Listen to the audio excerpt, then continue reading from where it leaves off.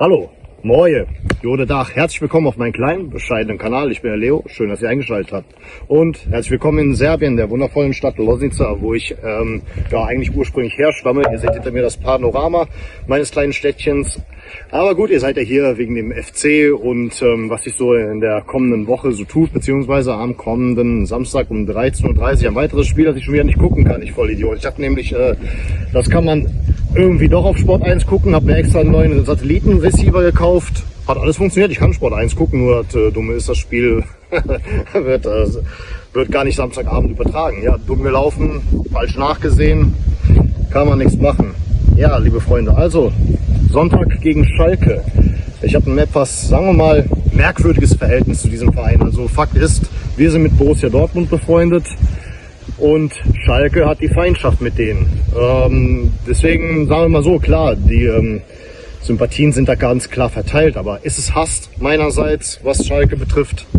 Ich würde mal sagen, eher weniger, sondern halt, man will es gewinnen. Man will es gewinnen und man weiß ganz genau, dass die einen oder anderen Dortmunder uns da am Sonntag in die Arena auf Schalke begleiten werden. Wie auch insgesamt 6000 FC-Fans. Das ist ungefähr das, was ich mitbekommen habe, dass es die Kapazität ist, die natürlich wie immer vollkommen ausgeschöpft wurde.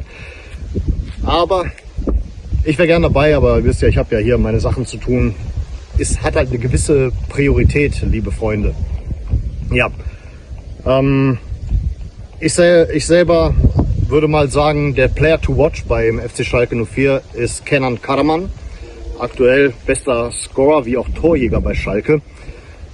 Und bei uns, ja, gucken wir mal, irgendwie scheint ja jeder aktuell zu treffen. Blöd nur, dass einer unserer aktuell zuverlässigsten Torjäger, der aber auch noch unser Abwehrchef ist, gleichzeitig Junge Hübers, möglicherweise ausfällt. Das wollen wir natürlich nicht hoffen.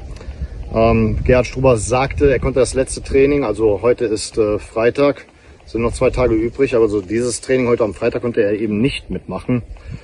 Ein bisschen dumm gelaufen. Kann sein, dass er vertreten wird. Also Neo Telle hat von den Amateuren mittrainiert.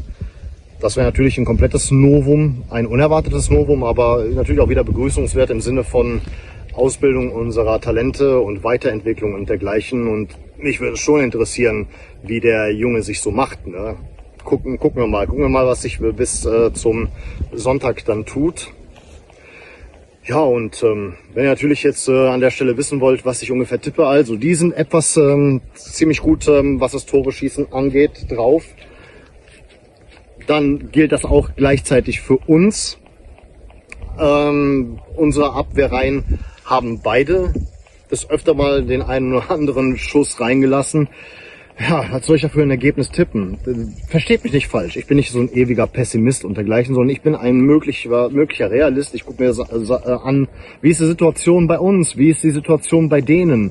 Was könnte sich bei uns so tun? Was gibt es für Gegebenheiten und dergleichen? Deswegen mein Spieltagstipp am Sonntag gegen Schalke ist ein 1:1.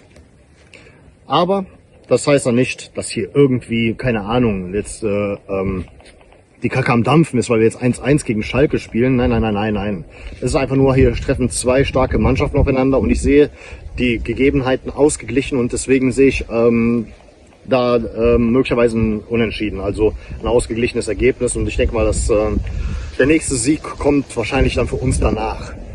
Das ist halt bei uns, glaube ich, momentan, wie soll ich sagen, ich glaube, es dauert noch ein bisschen, bis wir mal so eine Siegesserie von 3 Spielen haben. Oder dergleichen.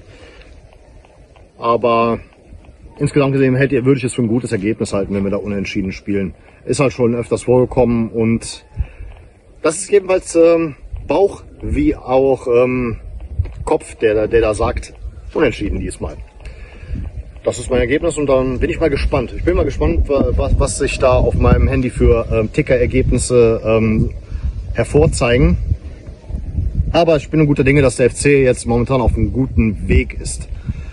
Ja, liebe Freunde, mehr habe ich auch nicht zu sagen. Ihr müsst halt verstehen, ich habe ja eine wirklich schlechte Uploadrate in dem WLAN. Wirklich, aber ich will trotzdem euch mit Content versorgen, weil ihr auch so cool seid und mir eine gewisse Unterstützung zusagt. Und wer bis heute dabei geblieben ist, Ehrenmann, Ehrenfrau, schön, dass ihr dabei seid.